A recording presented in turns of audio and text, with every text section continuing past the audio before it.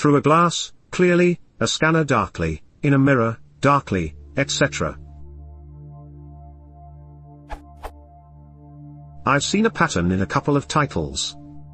Asimov has a book called Through a Glass, Clearly, Philip Dick wrote A Scanner Darkly, Star Trek has the episode In a Mirror, Darkly, Agatha Christie wrote the story In a Glass, Darkly. Curiously, 3 of the 4 are sci-fi. Any reason for the commonality of phrasing? Does it have some sort of meaning? Anyone know how it originated? Is it used in spoken English?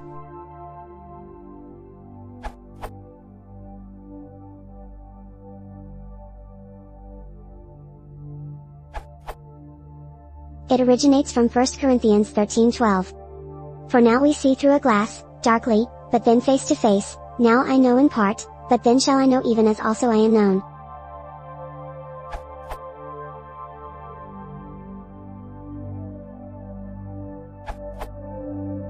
The phrase through a glass darkly originated in the 1560 Geneva Bible translation of the first epistle of Paul to the Corinthians, chapter 13, verse 12. But, the phrase's popularity correlates with the overwhelming influence on English through the centuries of the King James Version, KJV, 1611, which utilized the wording of the Geneva Bible here and elsewhere. Meanwhile, the Geneva Bible has largely been forgotten. The KJV was published in 1611, but it was highly dependent on a handful of English translations that preceded it, especially the 1560 Geneva Bible, which seems to be the first to translate 1 Corinthians 13:12 using through a glass darkly.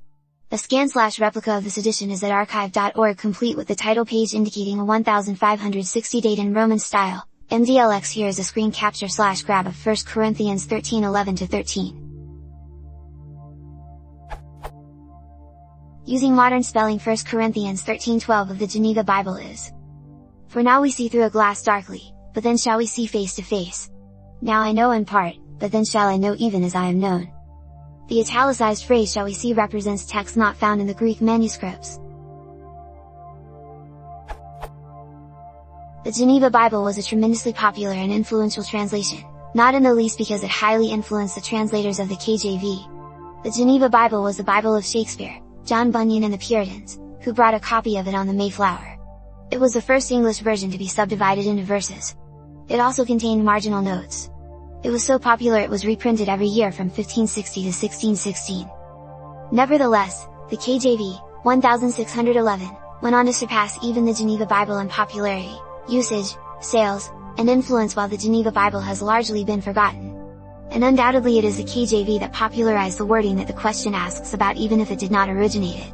The comma that the KJV introduced is not vital to the phrase's lasting popular usage. Early English translations of 1 Corinthians 13:12, in modernized spelling, include the following. Notice how the Geneva Bible, 1560, differs from preceding versions in that the KJV echoes it rather than reverting to the oft-used rendering and / through a glass in a dark speaking one. 1394, Wycliffe. And we see now by a mirror in darkness. 1531, Tyndale. Now we see in a glass even in a dark speaking. 1535, Coverdale. Now we see through a glass in a dark speaking. 1537, Matthew. Now we see in a glass even in a dark speaking. 1539, Great Bible. Now we see in a glass, even in a dark speaking. 1560, Geneva Bible. For now we see through a glass darkly. 1568, Bishop's Bible. Now we see in a glass, even in a dark speaking. 1611, King James. For now we see through a glass, darkly. It means now we see in or through a glass/mirror in a dark or obscure manner. The phrase is not used in everyday spoken English. It is a literary phrase. As such, some folks may say it sparingly. One Speaking Oxford English Dictionary. References include the Bible in Translation, Ancient and English Versions, Bruce Metzger, Princeton University, and General Works.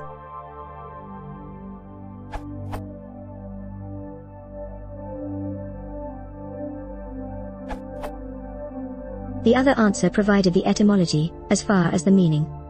To see through a glass, a mirror, darkly is to have an obscure or imperfect vision of reality. The expression comes from the writings of the Apostle Paul. He explains that we do not now see clearly, but at the end of time, we will do so.